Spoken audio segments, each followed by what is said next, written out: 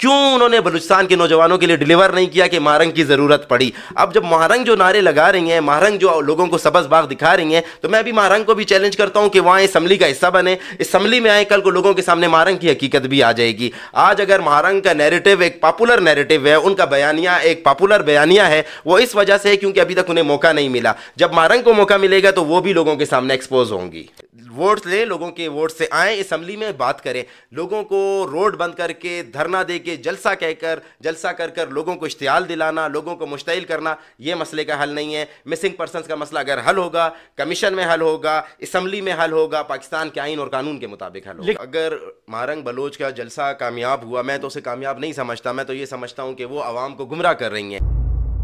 کہ مہارنگ بلوچ گمراہ کس حوالے سے کر رہی ہیں؟ وہ تو حقوق کی بات کر رہی ہیں، وہ نوجوانوں کو وہ یہی گورنمنٹ سے ڈیمانڈ ہے کہ مسنگ پرسن کا مسئلہ حل ہو، لوگوں کو روزگار ملے، تو آپ کہہ رہے ہیں کہ وہ گمراہ کر رہی ہیں؟ نہیں، میں اس کو اس لیے سمجھتا ہوں کہ یہ ایک ڈرامہ ہے۔ مسنگ پرسنز کا جو جینین مسئلہ ہے، اس کے لیے حکومت پاکستان نے کمیشن بنایا ہے۔ نوجوان سیاستدان ہیں جناب بابر یوسفزئی صاحب۔ بابر یوسفزئی صاحب، اپنے پروگرام میں آپ کو خوش آمدید کہتے ہیں۔ جی السلام علیکم، بہت شکریہ قیوم دار صاحب۔ ایک طرف ہم ملکی حالات دیکھتے ہیں، دوسری طرف بلوچستان کے حالات ہیں۔ بلوچستان میں بھی اسی طرح بے چینی ہے، پریشانی ہے، مہنگائی ہے، نوجوان ناراض ہیں، دھرنے ہیں، جلوس ہیں، جلسے ہیں، کیا دیکھ رہے ہیں آپ؟ اس میں کوئی دو رائے نہیں ہے کہ بلوچستان کے حالات اس وقت آئیڈیل نہیں ہیں۔ لا اینڈ آرڈر کے سیریس مسائل ہیں۔ دشمن کی پوری کوشش ہے کہ بلوچستان کو ٹارگٹ کیا جائے، بلوچستان میں عدم استحکام بنایا جائے، بلوچستان میں اس طرح کی سچویشن کریٹ کی جائے کہ بلوچستان کا نوجوان جو ہے وہ اس نظام سے مایوس ہو کر دوسری طرف چل پڑے۔ یہ وقت آ گیا ہے کہ بلوچستان کے نوجوان کو ہمیں امید دلانی ہوگی، ہمیں اسے یہ بتانا ہوگا کہ بلوچستان کا سائل، بلوچستان کا وسائل آپ کا ہے، بلوچستان کی ترقی آپ کی ترقی ہے، بلوچستان میں اگر ترقی ہوگی تو اس کا فائدہ آپ کو ہوگا، اس سے آپ مستفید ہوں گے۔ دوسری طرف آپ دیکھیں کہ جو ہماری دشمن قوتیں ہیں، ہمارے ملک کے خلاف جو قوتیں ہیں، وہ زیادہ ایکٹیو ہو گئی ہیں۔ ان کی کوشش ہے کہ زیادہ سے زیادہ دھرنے دیے جائیں، ترقی کے عمل کو روکا جائے، ایسا بیانیہ بنایا جائے جس سے نوجوان ان کے بیانیے سے متاثر ہو کر ان کی طرف جائے، پہاڑوں پر جائے، ملک کے حالات خراب کرے، بے گناہوں کو اور معصوم لوگوں کو مارے۔ لیکن یہ تباہی کا راستہ ہے۔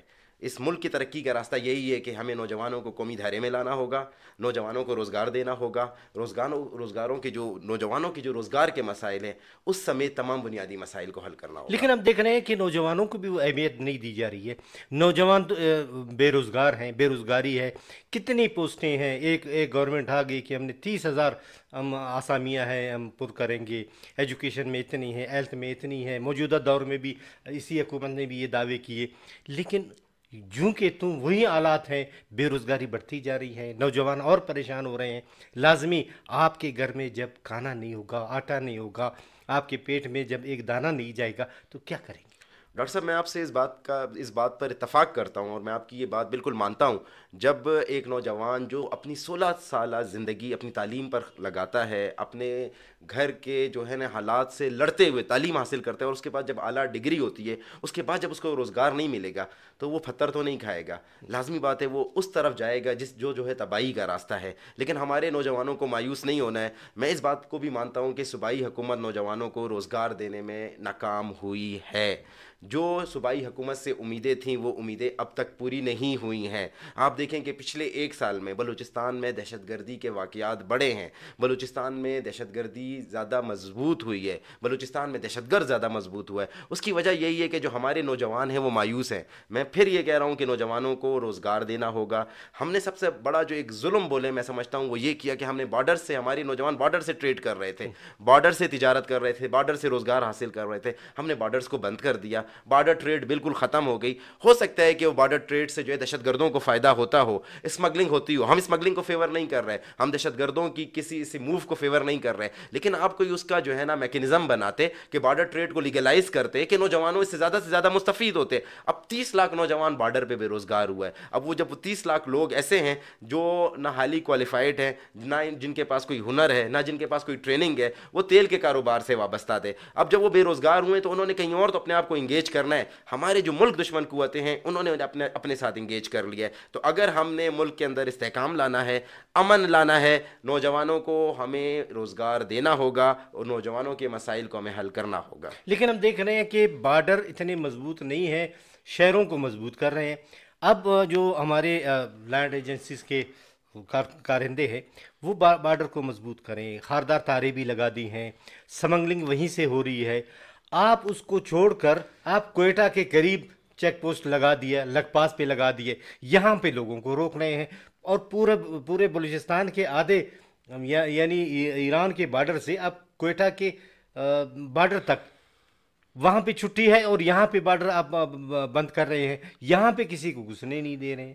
اس پر بلوچستان کے لوگوں کو, کوئٹہ کے لوگوں کو, مستونگ کے لوگوں کو سخت تحفظات ہیں.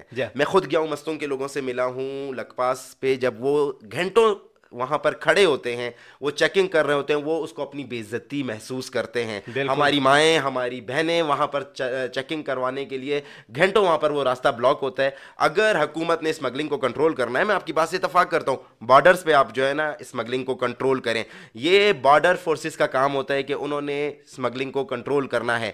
کیسے ایک چیز بیرون ملک سے لک پاس تک پہنچتی ہے, اس کی تحقیقات ہونی چاہیے. جو ہمارا 300 کلومیٹر کا آپ دیکھیں, اگر ایران بارڈر کے ساتھ ہمارا رخشان ڈویژن کا اگر آپ بارڈر دیکھیں, 300 کلومیٹر کا راستہ ہے کوئٹہ تک آنے تک. وہ 300 کلومیٹر ایک چیز اسمگل ہو کر کیسے کوئٹہ تک پہنچتی ہے. لک پاس پہ سختی نہیں کریں, سختی کرنی ہے آپ نے تفتان بارڈر پہ کریں, آپ جو ہے نا برامچا بارڈر پہ کریں, آپ نوشکی بارڈر پہ کریں, آپ چمن بارڈر پہ کریں, آپ قلعہ سیف اللہ بارڈر پہ کریں, آپ قلعہ عبداللہ بارڈر پہ کریں. یہ کون سا طریقہ ہے کہ وہاں سے چیزیں آ جاتی ہیں اور اس کے بعد آپ یہاں کے جو لوگ ہیں ان کی آپ تذلیل کرتے ہیں. اور ہمارے لوگ, بلوچستان کیونکہ ایک قبائلی صوبہ ہے, ہمارے لوگ اس کو ذاتی بے عزتی محسوس کرتے ہیں کہ جب آپ انہیں گھنٹوں تکلیف دیتے ہیں, گھنٹوں چیکنگ کے نام پر ان کی بے عزتی کرتے ہیں. اچھا, ایک ایجنسی نہیں ہے, دیکھیں ایف سی ہے, پھر کسٹم ہے, پولیس ہے, لیویز ہے, اس کے باوجود بھی چیزیں آ رہی ہیں اور کہتے ہیں کہ ہم سمگلنگ کو کنٹرول کر رہے ہیں. کنٹرول تو نہیں ہو پا رہا. نہیں, بالکل نہیں ہو پا رہا. یہ میں سمجھتا ہوں کہ ہماری جتنی لا انفورسمنٹ کی سیکیورٹی کی جو جتنی ذمہ داریاں ہیں, یہ اس میں غفلت کے مرتکب ہو رہے ہیں. انہیں اس چیز کو کنٹرول کرنا ہوگا. شہر تک ایک چیز پہنچنے سے پہلے اسے بارڈر پہ روکنا ہوگا, چاہے وہ کسٹم ہو, چاہے وہ پولیس ہو, چاہے وہ لیویز ہو, چاہے وہ ایف سی ہو. آیا کہ ہماری جو سیکیورٹی فورسز ہیں وہ دہشت گردی کے خلاف جنگ میں بے شمار قربانیوں کی جو ہے نا وہ قربانیاں دے رہی ہیں. کل بھی دیکھیں آپ قلعہ عبداللہ پہ جو ہے نا ایف سی قلعے پر حملہ ہوا, اس میں ہمارے نوجوانوں نے اپنی جانوں کی قربانیاں دیں, اس وطن کے امن کو مستحکم کرنے کے لیے اپنی جانیں قربان کی. لیکن یہ جو اسمگلنگ والا ایشو ہے, اس سے عوام میں شدید تحفظات پائے جاتے ہیں, عوام میں ایک رجحان پایا جاتا ہے کہ شاید یہی سیکیورٹی فورسز پیسے لے کر ان چیزوں کو آگے آنے دیتی ہیں, ان چیزوں کو جانے دیتی ہیں. تو اس کے اوپر جو ہے نا سیکیورٹی فورسز کو ایک لائحہ عمل بنانا ہوگا, ایک پالیسی بنانی ہوگی اور اپنی نیک نامی کے خاطر اس کو روکنا ہوگا. دیکھیں, دہشت گردی جہاں بھی ہو رہی ہے ہم بھی مخالفت کریں گے.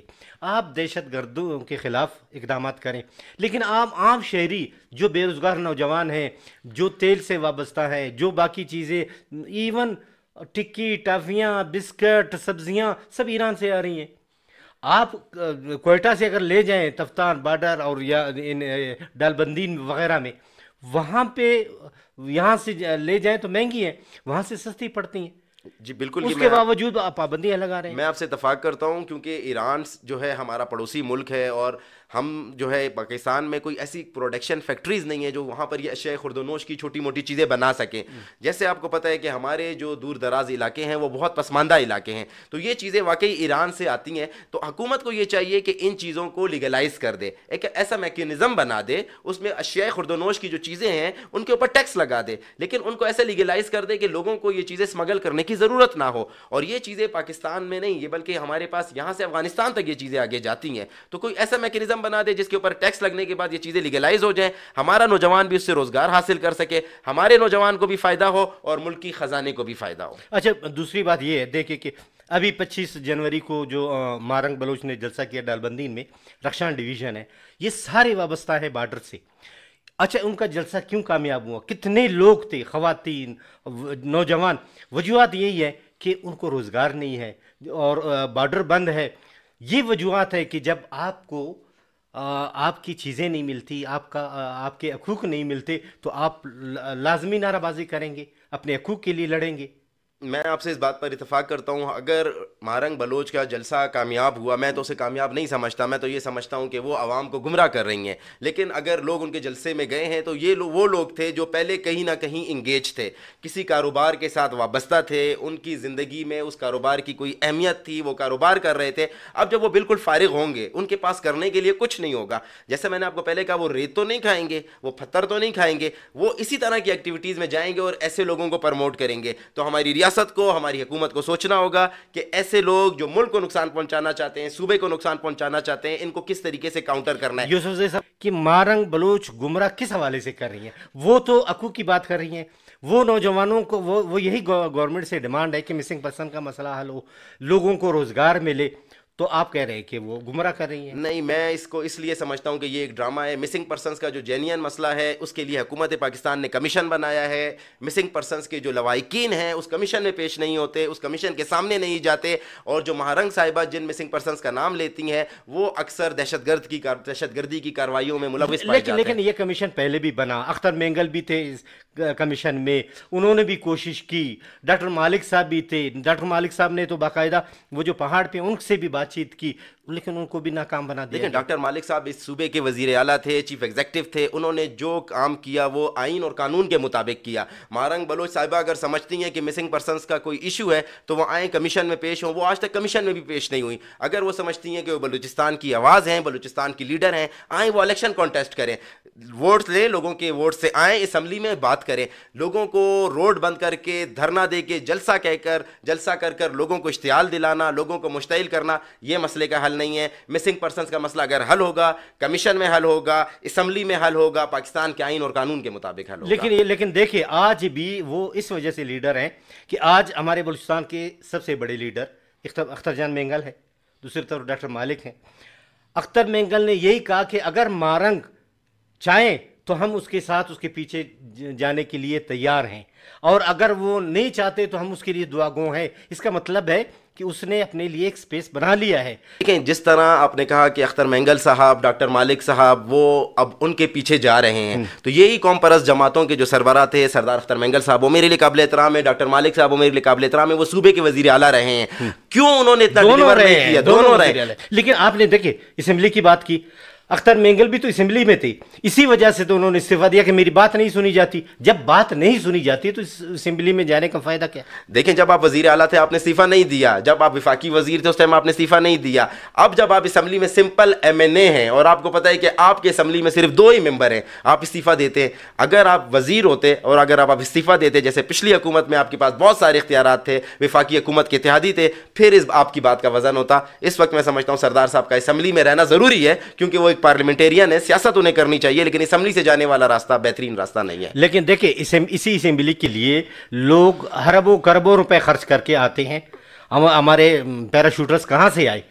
اور ایک اپنا اسمبلی کا سیٹ چھوڑنے کے لیے، بلکہ وہ چھوڑ رہا ہے اور خود جا رہا ہے کہ یار میری بات نہیں سنی جا رہی. وہ اور ایک پاپولر سیاسی پارٹی کے لیڈر ہیں، اس کے باوجود انہوں نے کہا کہ اس اسمبلی میں یا اس اسمبلی سے میں مایوس ہوں. ان کی ذاتی شخصیت سے، ان کے خاندان کے رتبے سے، ان کی جو ایک سرداری کو جو اللہ نے ان کو دی ہے اس سے میں اختلاف نہیں کرتا، لیکن مجھے ان کی سیاست سے یہ اختلاف ضرور ہے کہ جب وہ حکومت کا حصہ ہوتے ہیں، وہ وزیر ہوتے ہیں، وہ اسمبلی کو نہیں چھوڑتے، اور جب اسمبلی میں ان کو صرف ایک سمپل ایم این اے شپ ہوتی ہے وہ اسمبلی سے استعفیٰ دے دیتے ہیں. شکریہ بابر یوسف جی صاحب، باتیں تو بہت ہیں اس حوالے سے، اور مارنگ بلوچ کے حوالے سے بھی ہے اور اختر جان کے حوالے سے، لیکن ٹائم کی کمی ہے. انشاءاللہ اس موضوع پہ پھر بات کریں گے. ناظرین، آپ نے بابر یوسف جی صاحب کا موقف سنا، ان کی اپنی رائے ہے، ہم اپنی رائے رکھتے ہیں. بہرحال ہم اس کی رائے سے ضروری نہیں کہ اتفاق کریں اور وہ ہماری رائے سے اتفاق کریں. بہرحال انشاءاللہ اسی طرح کی ڈسکشن جاری رہیں گے. قیوم بیدار کو اجازت دیجیے. اللہ حافظ.